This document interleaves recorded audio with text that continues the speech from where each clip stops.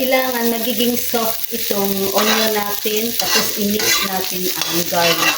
Ilagay natin ang ating manok.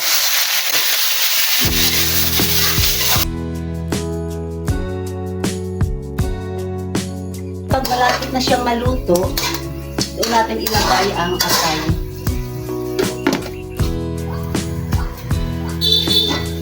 Ngayon guys, ilagay natin ang ating chicken liver.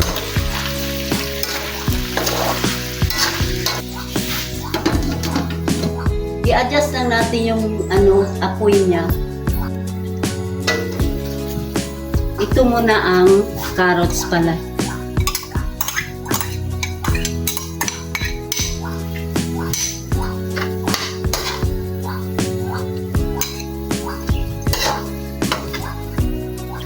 Isara muna natin, sandali lang.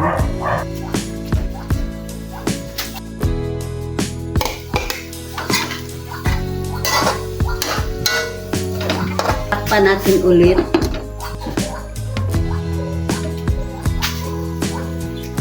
Haluin natin siya kasi half cook na siya. Parang half cook pero naluto.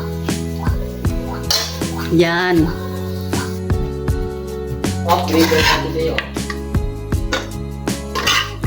Isi-set aside na natin muna ito. Maglagay tayo ng 3 cups of hot water sa same yolk lang.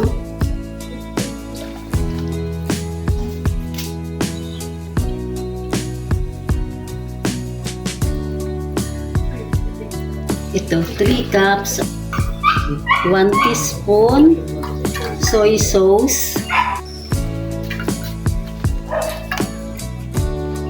2 packs ng oyster sauce,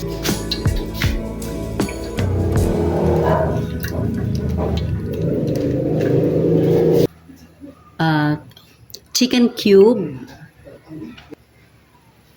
1 teaspoon na paminta.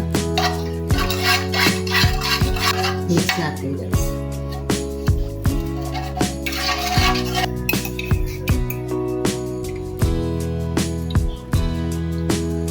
One tablespoon oil.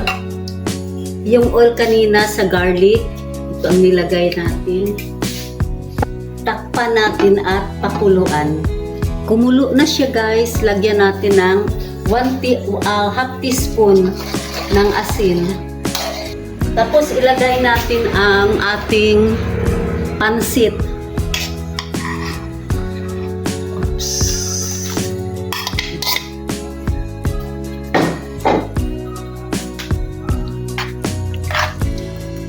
Kuluan muna natin. Ilagay natin guys ang ating mga ibang ingredients. Ay, sobrang bango. Yan. Wow, sobrang bango niya guys at saka tamang-tama lang yung tubig niya. Ngayon, tikman natin. Guys, sunog ko. Wow. Promise, napakasarap niya. Perfect ang templa.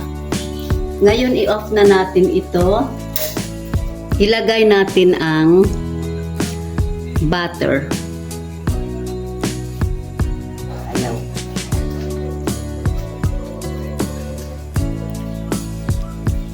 Mas lalong sumarat.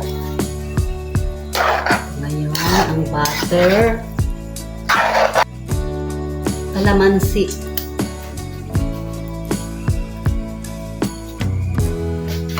Mix natin ulit. Ang remaining na ito. Itong remaining ilagay natin dito.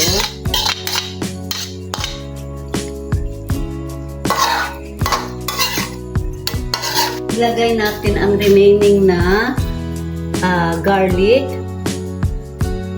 spring onion, garlic oil natin. Ilagay natin dito.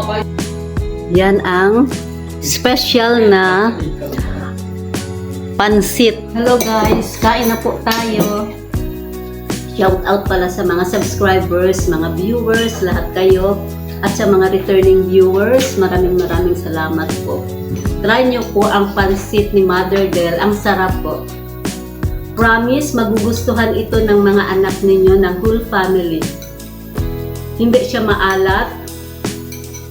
Yung flavor niya, balance. At saka, yung pansit, hindi siya, ano ba yan sa Tagalog, yung malata ba? So guys, hanggang dito na lang. Maraming salamat po sa panunood nyo.